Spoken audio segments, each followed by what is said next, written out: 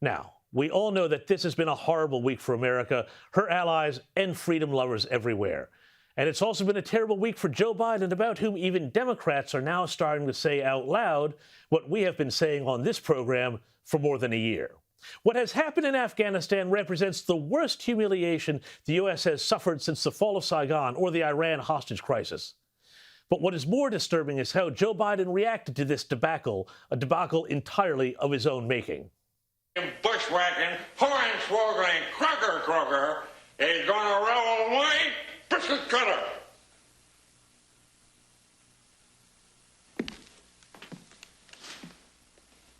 Now, who can argue with that? Oh, wait, sorry. That wasn't the President of the United States giving confused, angry justifications for his failure in Kabul. That was Gabby Johnson from Blazing Saddles. Our mistake. Here's the President.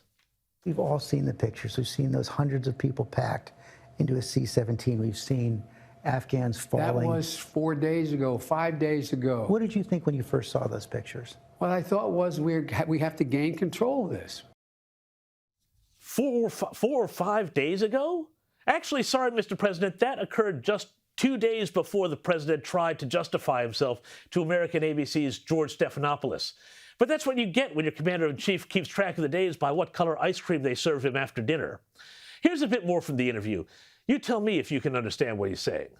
When you look at what's happened over the last week, was it a failure of intelligence, planning, execution, or judgment? Look, I don't think it was a failure. Look, it was a simple choice, George. When the Taliban, let me put it another way. When you had the government of Afghanistan, the leader of that government getting in a plane and taking off and going to another country, when you saw the significant collapse of the Afghan troops we had trained, up to 300,000 of them, just leaving their equipment and taking off. That was, that's what happened. That's simply what happened. Excuse me, Mr. President, would you like some dressing with your word salad? That interview went on with, among other things, the president claiming that he was never warned that the Afghan government was about to collapse, meaning he was either engaging in a massive act of gaslighting or, just as likely, he simply forgot. And there have been reports that ABC actually cut some of the worst part of that interview, making that the best he had to offer. Now, look, I'm going to be frank here. It's one thing to joke about Joe Biden's verbal miscues and corn pop memories. But the fact is, there's just something not right with the guy. Instead of coming out and owning this crisis, a crisis of his own making, Joe Biden spent the week cowering at Camp David. After the collapse of Afghanistan, Biden vanished for 2 days, only returning briefly to read a speech off a teleprompter and take no questions. Tuesday this week was also a wash, with the president not to be seen. On Wednesday, he read another script, this time about vaccine boosters off a teleprompter. Again, with no questions from the press. When he did make an appearance Friday, it was to blatantly lie and claim that Americans abandoned by their government and trying to get out of Afghanistan were having no trouble at all getting to the airport.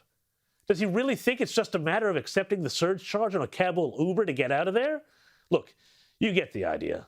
Where is the guy? And what is going on with him? It's no wonder that in Washington, rumors are beginning to churn about Biden's mental capacity and even using the 25th Amendment of the Constitution to remove him from office. But there's only one problem. Who would take his place? If you thought the obvious answer was Kamala Harris, well, not so fast. Yes, the word around Washington is that she has been sniffing around to see whether she could whip the support she needs among the cabinet. But if Democrats think that if there's a less appealing prospect than sticking with Joe Biden for 3 more years, it's putting Kamala Harris, a woman whose ambition exists in direct opposition to her ability, in his place. Plus, there's this. In the last election, the U.S. Senate went 50-50. Harris, in a role not just as vice president, but president of the Senate, is the deciding vote in that body. If she becomes president, then not only the Democrats lose control of the upper house, but they also lose their 51st vote to confirm a new vice president as required by the Constitution. So, unless Biden's decline becomes even more dramatic and harder to hide, and let's not count that out, the Democrats are stalemated on this one. Sadly, the rest of the world is now too.